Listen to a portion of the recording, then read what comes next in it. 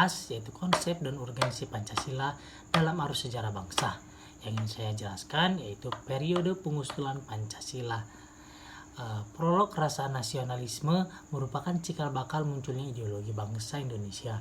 Benih nasionalisme pun sudah tertanam kuat dalam gerakan Perhimpunan Indonesia yang menghimbau agar segenap suku bangsa bersatu teguh menghadapi penjajahan dan keterjajahan. Jadi sebenarnya kenapa sih Pancasila itu bisa lahir? Karena memang ada rasa nasionalisme dari pahlawan-pahlawan kita dahulu untuk melawan atau untuk bersatu melawan keterjajahan di wilayah mereka. Lalu adapun sang ikrar sang muda pada tanggal 28 Oktober 1928 merupakan momen perumusan diri bagi bangsa Indonesia. Ikrar ini dianggap sebagai kristalisasi semangat untuk menegaskan cita-cita berdirinya bangsa negara Indonesia. Keputusan ini menegaskan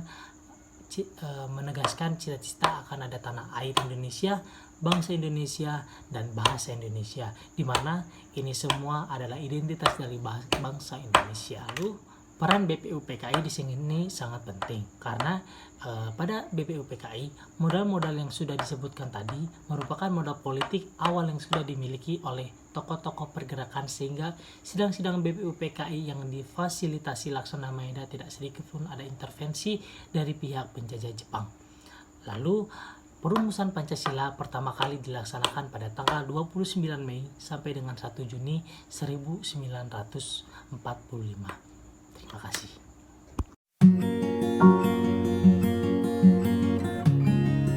Assalamualaikum warahmatullahi wabarakatuh. Perkenalkan, nama saya Farah Febrifi. Di sini saya akan memaparkan materi saya dan bagian saya. Selanjutnya ada pidato Insinyur Soekarno. Soekarno adalah salah satu penganut calon dasar negara yang berpidato pada tanggal 1 Juni 1945. Pada hari itu, Insinyur Soekarno menyampaikan 5 butir gagasan tentang dasar negara sebagai berikut. Yang pertama ada nasionalisme atau kebangsaan Indonesia. Jadi, nasionalisme atau kebangsaan itu jiwa bangsa Indonesia yang akan terus melekat selama bangsa Indonesia masih ada. Nasionalisme bukanlah suatu pengertian sempit, bahkan mungkin masih lebih kaya lagi pada zaman ini. Nasionalisme dapat ditangkap dalam beberapa hal. Contohnya seperti nasionalisme itu ialah cinta pada tanah air, ras, bahasa, atau sejarah budaya bersama.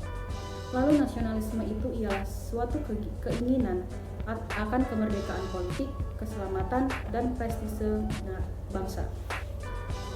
Lalu nasionalisme adalah suatu kebaktian mistis terhadap organisme sosial yang kabur. Kadang-kadang bahkan adikodrati yang disebut sebagai bangsa atau folk yang kesatuannya lebih unggul daripada bagian-bagiannya. Lalu nasionalisme adalah dogma yang mengajarkan bahwa individu hanya untuk hidup, untuk bangsa, dan bangsa demi bangsa itu sendiri. Lalu yang kedua, ada internasionalisme atau pri kemanusiaan. Jadi internasionalisme itu atau pri kemanusiaan itu paham global atau universal oleh rakyat dunia yang menginginkan hubungan antar warga negara atau sesama manusia. Sedangkan pri kemanusiaan adalah jiwa yang merasakan bahwa antara manusia dan manusia lainnya ada hubungannya. Jiwa yang hendak mengangkat atau membedakan jiwa manusia itu lebih tinggi. Lalu yang ketiga, ada mufakat atau demokrasi. Jadi, mufakat itu ketika bermusyawarah sudah tidak menyelesaikan keputusan, diambilkan mufakat dengan memperkecil suara yang ada. Lalu demokrasi. Demokrasi itu bentuk pemerintahan yang semua warga negaranya memiliki hak setara dalam pengambilan keputusan yang dapat mengubah hidup mereka. Lalu yang keempat ada kesejahteraan sosial. Kesejahteraan sosial ini sebagai suatu keadaan tatanan atau tata kehidupan yang meliputi kehidupan material maupun spiritual, dengan tidak menempatkan satu aspek lebih penting dari lainnya, tetapi lebih mencoba melihat pada upaya mendapatkan titik keseimbangan. Lalu yang kelima, ketuhanan yang berkebudayaan. Ketuhanan yang berkebudayaan ialah kita sebagai manusia tetap memiliki agama, tetapi tidak meninggalkan kebudayaan kita yang sudah ada dari zaman dahulu. Assalamualaikum warahmatullahi wabarakatuh. Halo semuanya, perkenalkan nama saya Ayu Rizkia. Saya dari kelompok 4. adapun judul materi yang akan saya bawa hari ini adalah mengenai periode perumusan Pancasila.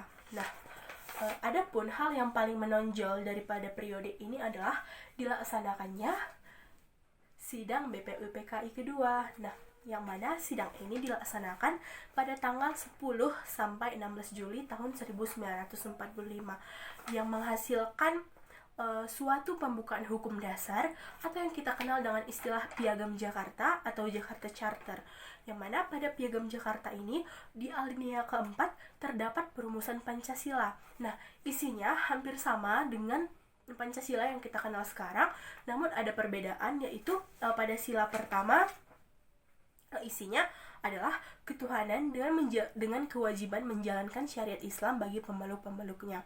Nah, akhirnya dengan perubahan di sana sini terbentuklah yang kita kenal dengan istilah pembukaan Undang-Undang Dasar tahun 1945. Nah, ketika pemerintah Indonesia sibuk mempersiapkan kemerdekaan Indonesia menurut skenario Jepang, tiba-tiba terjadi suatu perubahan politik dunia. Nah, perubahan politik dunia apa yang terjadi kayak gitu kan? Itu adalah kekalahan Jepang oleh sekutu, karena pada tanggal 6 Agustus tahun 1945 daerah Jepang khususnya itu ya di daerah Hiroshima dibom oleh sekutu, sehingga Jepang pun mengalami kemunduran. Sehingga keesokan harinya pada tanggal 7 Agustus tahun 1945 pemerintah Jepang yang ada di Indonesia langsung mengeluarkan suatu maklumat atau pengumuman gitu kan, mengenai ada 3 hal pengumumannya. Yang pertama itu adalah mengenai pada tanggal pada pertengahan Agustus tahun 1945 rencananya akan dibentuk suatu panitia persiapan kemerdekaan Indonesia atau yang kita kenal dengan istilah PPKI. Dan yang kedua adalah pada tanggal 19 Agustus tahun 1945 kemudian akan langsung dilantik, dan pada tanggal 24 Agustus tahun 1945 Indonesia akan dimerdekakan menurut skenario Jepang. Namun pada kenyataannya tidak seperti itu. Nah, teman-teman, sekian dari penjelasan saya. Lebih dan kurang saya mohon maaf. Terima kasih. Selamat sore.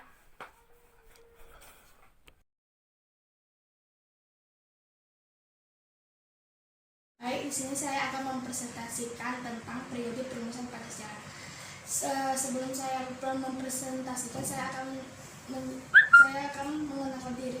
Nama saya Anisha Priscilla. Saya dari kelompok 4. Baik, periode perumusan Pancasila pada tanggal 8 Agustus 1945. Soekarno, Hatta, dan Rajima dipanggil Jenderal Terauchi atau penguasa militer Jepang di kawasan Asia Tenggara yang berkedudukan di Saigon, Vietnam. Sekarang kota itu bernama Ho Chi Minh. Untuk membentuk PPKI berjumlah 21 orang. Jatuhnya bom di Hiroshima belum membuat Jepang takluk. Amerika dan sekutunya akhirnya menjatuhkan bom lagi di Nagasaki pada tanggal 9 Agustus 1945 yang menghancurkan kota tersebut sehingga menjadikan kekuatan Jepang semakin lemah. Jepang akhirnya menyerah tanpa syarat kepada sekutu pada tanggal 14 Agustus 1945. Dampak dari menyerahnya Jepang kepada sekutu menjadikan daerah bekas penduduk Jepang beralih pada wilayah perwalian sekutu termasuk Indonesia. Masalah tersebut disebut fusion of power, ialah kekosongan kekuasaan. Kesempatan inilah yang diambil para golongan muda mendesak para golongan tua agar mempercepat proklamasi kemerdekaan Indonesia.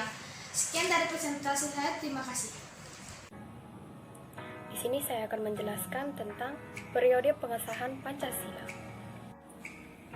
Pada tanggal 12 Agustus, Soekarno, Hatta, dan Rajiman dipanggil oleh Jepang untuk membahas tentang kemerdekaan yang sudah direncanakan sebelumnya.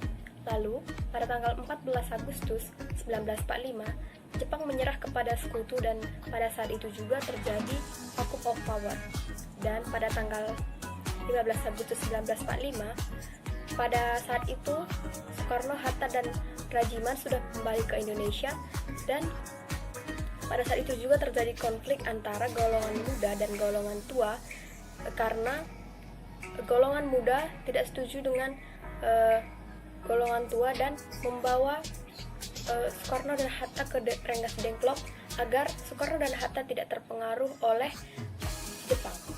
Pada tanggal 16 Agustus 1945, pada saat itu teks kemerdekaan yang didikte oleh Hatta dan ditulis oleh Soekarno, dan pada saat itu juga diketik oleh Sayuti Melik. Dan pada hari itu juga pada 16 Agustus bendera merah putih yang pertama kali dijahit oleh Fatmawati. Pada tanggal 17 Agustus 1945, pembacaan teks proklamasi dibacakan oleh Soekarno.